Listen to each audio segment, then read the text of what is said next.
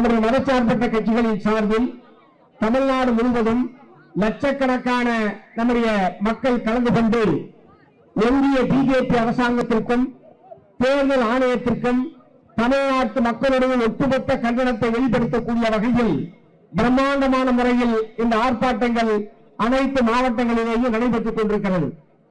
இதன் மூலமாக ஒன்றிய பிஜேபி அரசாங்கத்துக்கும் தேர்தல் ஆணையத்திற்கு நாம் தெரிவிக்க விரும்புவது, எஸ்ஐஆர் என்பதை தமிழ்நாடு ஏற்கவில்லை, எஸ்ஐஆர் என்பதை தமிழ்நாடு ஏற்கவில்லை. எஸ்ஐஆரை ஒன்றிய பிஜேபி அரசாங்கமும் தேர்தல் ஆணையமும் திரும்பப் பெற வேண்டும் என்பதைத்தான் இந்த பிரம்மாண்டமான எழுச்சியின் மூலமாக நாம் தெரிவித்திருக்கிறோம் என்பதை இந்த நேரத்திலே சுட்டிக்காட்ட விரும்புகிறேன். இந்த வாக்காளர் சிறப்பு தீவிர திருத்தம் வழக்கமாக ஒவ்வொரு முறை தேர்தல் வருகிற பொழுதும் ஒவ்வொரு ஆண்டும் தேர்தல் வாக்காளர் பட்டியலை திருத்துவது, புதிய வாக்காளர்களை சேர்ப்பது, இறந்து போனவர்களை நீக்குவது என்பதெல்லாம் வழக்கமாக நடைபெறுகிற ஒரு வேலை. அந்த வழக்கமான வேலையை நாம் எதிர்க்கவில்லை. இப்போது அவர்கள் மேற்கொண்டிருப்பது என்பது சிறப்பு வாக்காளர் தீவிர திருத்தம் என்கிற பெயரில் ஒரு விசேஷமான வாக்காளர் திருத்தத்தை அவர்கள் அறிவித்திருக்கிறார்கள்.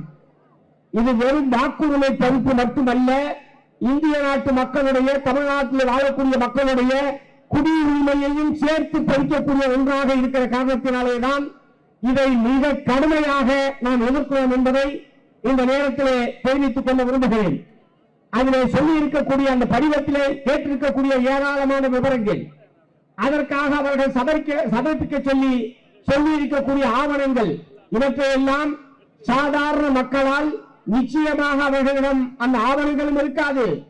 அந்த படிவத்தை நிரப்புவது என்பதும் அவ்வளவு சுலபமான காரியம் அல்ல. இரண்டாவது, நவம்பர் மாதம் 4ஆம் தேதியிலிருந்து கடந்த ஒரு வார காலமாக இந்த பணி என்பது தமிழகத்திலே துவங்கி நடைபெற்றுக் கொண்டிருக்கிறது. இந்த ஒரு வார காலத்தினுடைய அனுபவம் என்ன? தேர்தல் ஆணையம் சொன்ன அடிப்படையில், அவர்கள் விதித்துள்ள கட்டுப்பாடுகள் அடிப்படையில் அந்த படிவ விநியோகமோ, படிவத்தை நிரப்புவதோ, அல்லது அதில் சொல்லி இருக்கக்கூடிய ஆவணங்களை கேட்பது என்கிற முறையிலேயோ அது நடைபெற்றிருக்கிறதா என்பதை மனசாட்சியோடு தமிழக தேர்தல் ஆணையர் தமிழ்நாட்டு மக்களுக்கு விளக்க வேண்டும். நேற்றைய தினம் மதுரையில் எங்கள் தலைவர் ஒருவருடைய வீட்டுக்கு அந்த படிவத்தை அதிமுகவுடைய கவுன்சிலர் கொண்டு வந்து கொடுத்திருக்கிறார். அதிமுக கவுன்சிலருக்கு இந்த படிவத்தை விநியோகிக்கிறதுக்கு என்ன அதிகாரம் இருக்கிறது?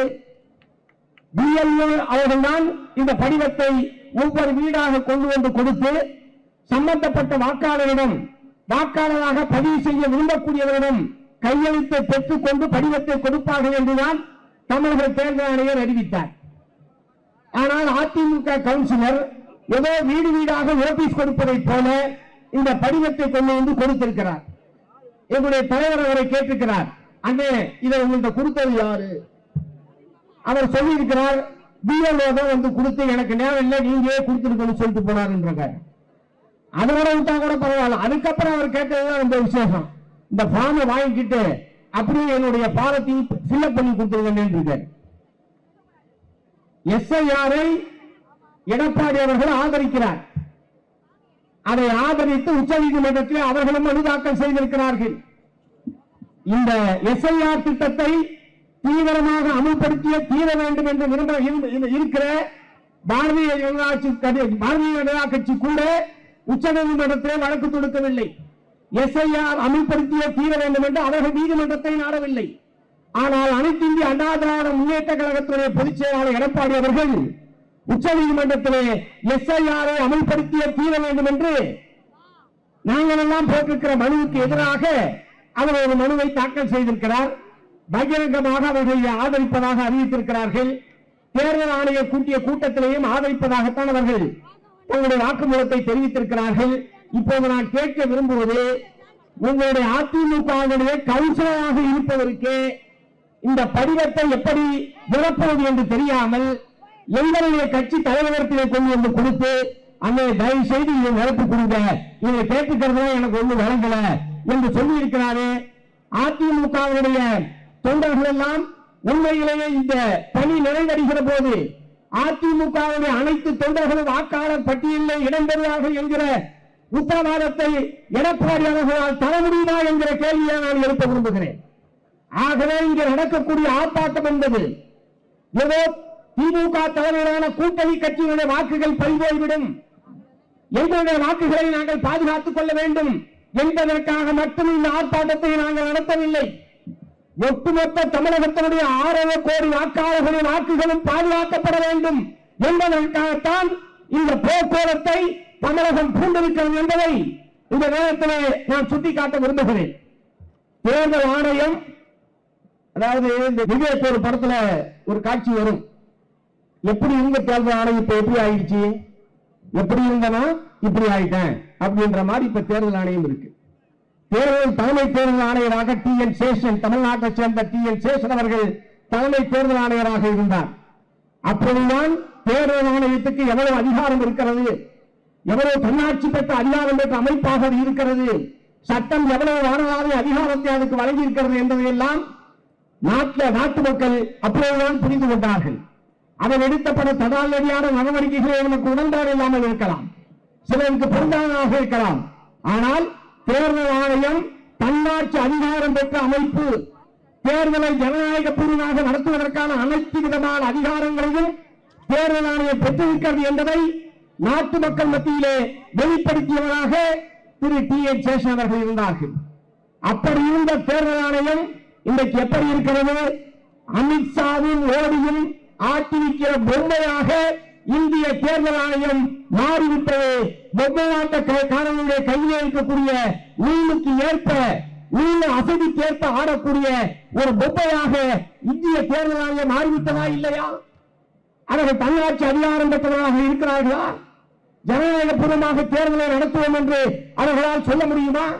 இதுவரைக்கும் நடந்திருக்கிற பல தேர்தல்களில் எத்தனையோ மோசடிகள், முறைகேடுகள் நடைபெற்றது என்பதை அம்பலப்படுத்தியதற்கு பிறகும் அதன் மீது எந்த நடவடிக்கையும் எடுக்காமல் பாரதிய ஜனதா கட்சிக்கு ஒத்துழைக்கக்கூடிய ஒன்றாகத்தானே தேர்தல் ஆணையம் செயல்பட்டுக் கொண்டிருக்கிறது. இப்படிப்பட்ட தேர்தல் ஆணையம் தேர்தல் நடத்தினால் எப்படி அது நியாயமான தேர்தலாக இருக்க முடியும், ஜனநாயக பூர்வமான தேர்தலாக இருக்க முடியும்? இந்த தேர்தல் ஆணையம், முதலில் இந்த தேர்தல் ஆணையர்கள் அரசியலமைப்புக்கு உட்பட்டு நடந்து கொள்ள வேண்டும். அரசியலமைப்பு சட்டம் என்ன அதிகாரத்தை வழங்கி இருக்கிறதோ அதன் அடிப்படையில் அவர்கள் நடந்து கொள்ள வேண்டுமே தவிர ஆளுங்கட்சியினுடைய கைத்தறியாக அவர்கள் நடந்து கொள்வதை ஒருபோதும் நாம் அனுமதிக்க முடியாது என்ற முறையிலேதான் இந்திய தேர்தல் ஆணையத்துக்கு எதிராக இந்த கடும் கண்டன போராட்டத்தை நாம் நடத்திக் கொண்டிருக்கிறோம். ஒரு பக்கம் மக்களை திரட்டி தெருவிலே போராடுகிற அதே நேரத்தில் சட்ட போராட்டத்தை மேற்கொள்வது என்று கடந்த 2ஆம் தேதி மாண்புமிகு தமிழ்நாடு முதலமைச்சர் தலைமையில் சென்னையில் நடைபெற்ற அனைத்து கட்சி கூட்டத்தில் எடுக்கப்பட்ட முடிவு அடிப்படையில் இன்றைய தினம் உச்சநீதிமன்றத்திலே திராவிட முன்னேற்ற கழகம், மார்க்சிஸ்ட் கம்யூனிஸ்ட் கட்சி, மறுமலர்ச்சி திராவிட முன்னேற்ற கழகம், இந்திய தேசிய காங்கிரஸ் ஆகிய கட்சிகளின் சார்பில் போடப்பட்ட வழக்குகள் எல்லாம் இப்போது விசாரணைக்கு இன்றைக்கு எடுத்துக் கொள்ளப்பட இருக்கிறது. உச்சநீதிமன்றம் என்ன சொல்லப் போகிறது என்று தெரியாது. பீகார் வழக்கு என்பது ஏற்கனவே தனியாக நடந்து கொண்டிருக்கிறது. இன்றைக்கு நாம் இங்கே போட்டிருப்பது என்பது இந்த நவம்பர் மாதம் 4ஆம் தேதி துவங்கி டிசம்பர் மாதம் 4ஆம் தேதிக்குள் இந்த ஒரு மாத காலத்தில் 6.5 கோடி வாக்காளர்களுக்கு உங்களால் அந்த படிவத்தை வீடு வீடாக சென்று விநியோகித்து அதை நிரப்பி அதற்கான ஆவணங்களை எல்லாம் சரிபார்த்து உங்களால் பெற முடியுமா? அதற்கான வாய்ப்பு இருக்கிறதா என்றால் கடுகளவு வாய்ப்பில்லை என்பதுதான் யதார்த்தமான நிலைமை. இரண்டாவது, வடகிழக்கு பருவமழை காலம் இது. மூன்றாவது, கிறிஸ்துமஸ், பொங்கல் உள்ளிட்ட பண்டிகை காலமாக இருக்கிறது. மாணவர்களுக்கு அரையாண்டு தேர்வு என்பது நடைபெற இருக்கிறது. இப்படி தமிழகத்தினுடைய இப்போது நடைமுறைப்படுத்துவதற்கான வாய்ப்பில்லை. அதற்கான காரணங்கள் இது. ஆகவே 2026ஆம் ஆண்டு ஏப்ரல் மாதம் தமிழகத்திலே சட்டப்பேரவை தேர்தல் என்பது நடைபெற இருக்கிறது.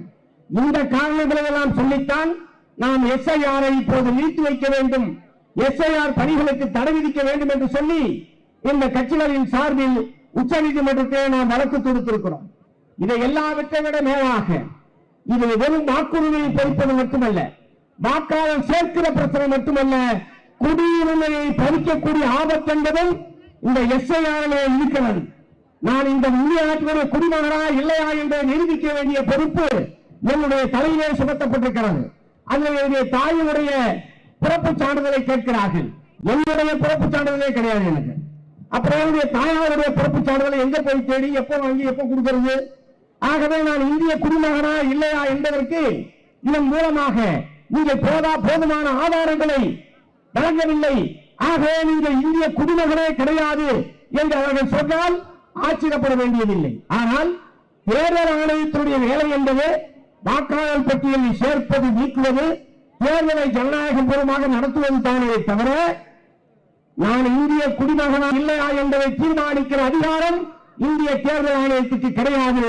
ஆனால் அதிகாரமே இல்லாத ஒரு வேலையை தேர்தல் ஆணையம் இப்போது துவங்கி இருக்கிறது. நான் குடிமகனா இல்லையா என்பதை தீர்மானிக்க வேண்டியது இந்திய உள்துறை அமைச்சர். ஏன் தேர்தல் ஆணையம் இந்த பணியை மேற்கொள்ள வேண்டும்? ஆகவேதான் இந்த எஸ்ஐஆர் என்பது முற்றாக இப்போது செய்யப்பட்டிருக்கிற இந்த அறிவிக்கை, கடந்த மாதம் 27ஆம் தேதி அவர்கள் வெளியிட்டிருக்கப்பட்டிருக்கிற இந்த அறிவிக்கையை இந்திய தேர்தல் ஆணையம் திரும்பப் பெற வேண்டும். அது வெறும் வாக்காளர் சேர்த்தல் நீக்கம் அல்ல, இந்திய நாட்டு மக்களுடைய குடியுரிமையை கேள்விக்குள்ளாக்கக்கூடிய ஒன்றாக இருக்கிற காரணத்தினாலேதான் முழுமையாக இந்த எஸ்ஐஆர் என்கிற இந்த நடவடிக்கையை முற்றிலும் ஒதுக்கணும் என்பதை இந்த நேரத்தில் தெரிவித்துக் கொள்ள விரும்புகிறேன். இரண்டாவது, அவர்கள் சொல்லியிருக்கக்கூடிய காலத்தில் என்பது அவசரத்தில் அள்ளித்தளித்த கோலமாகத்தான் இருக்கும். நான் இப்போ சொன்னேன், அதிமுக கவுன்சிலர் படிவத்தை கொண்டு கொடுக்கிறார். திருவண்ணாமலையில் ஒரு வீட்டில் ஆளே இல்லாத வீட்டில் ஒரு வாரமாக ஆள் இல்லை. பார்த்தா வீட்டை ஒரு வாரம் கழிச்சு திறந்து பார்த்தா வீட்டுக்குள்ள படிவம் கூட காலில் ஜன்னல் வழியா திறந்து உள்ள போட்டு போயிருக்கான். அவன் யார்கிட்ட கையெழுத்து வாங்கினான்? அந்த வீட்டு அத்தனை பேர் இருக்காங்களா இல்லையா? இந்த மாதிரி ஏராளமாக இந்த ஒரு வார காலத்தில் விதிமுறைகளுக்கு முரணாக பிஎல்ஓ அதிகாரி அவங்களுக்கு என்ன பண்றதுன்னு அவங்களுக்கே தெரியல. நான் ஒரு பிஎல்ஓ ஆபீசர்கிட்ட கேட்டேன், சரி சார், முதல்ல நீங்க உள்ளிருக்கீங்க ஃபில்அப் பண்ணுங்க, இந்த படிவத்தை நீங்க முதல்ல ஃபில்அப் பண்ணுங்க, அப்புறம் பொதுமக்களை ஃபில்அப் பண்ணலாம்னு சொன்னேன். ஆனா நான் சார் நானும் தான் ஃபில்அப் பண்றதுக்கு மற்ற உதவியை கேட்டுட்டு இருக்கேன் பிஎல்ஓ ஆபீசர் சொல்றேன். ஆகவே பிஎல்ஓக்களுக்கு ஒரு போதுமான பயிற்சி என்பது தமிழ்நாடு தேர்தல் ஆணையத்தால் வழங்கப்படவில்லை. பல இடங்களில் பிஎல்ஏ திமுக அதிமுக உள்ளிட்ட பெரிய கட்சிகள் போட்டிருக்கிறார்கள். மற்ற பல கட்சிகள் பிஎல்ஏ என்பதை இன்னும் நிரப்பப்படாமல் இருக்கிறது. இத்தனை கண்டனங்களுக்கு மத்தியில் இந்த எஸ்ஐஆர் என்பதை நிறைவேற்றியே தீர வேண்டுமா என்ற அடிப்படையான கேள்வியை நான் எழுப்ப விரும்புகிறேன். கடைசியாக நீங்கள் என்ன செய்தால், நீதிமன்றம் என்ன முடிவெடுத்தாலும், தேர்தல் ஆணையம் என்ன விதமான நடவடிக்கையில் ஈடுபட்டாலும் எங்களுடைய வாக்குரிமையை நாங்கள் ஒருபோதும் கைவிட மாட்டோம், விட்டுக் கொடுக்க மாட்டோம். வாக்குரிமையை பறிப்பதற்கு தேர்தல் ஆணையம், ஒன்றிய பிஜேபி அரசாங்கம் எத்தனை தள்ளுதட்டங்களை மேற்கொண்டாலும் தமிழக மக்களுடைய வாக்குரிமையை பாதுகாப்பதில் திராவிட முன்னேற்ற கழகத்தின் தலைமையிலான மதச்சார்பற்ற கூட்டணி கட்சிகள் ஒருங்கிணைந்து தொடர்ந்து போராடும். தமிழக மக்களுடைய வாக்குரிமையை பாதுகாப்போம் என்று சொல்லி நிறைவு செய்கிறேன். நன்றி.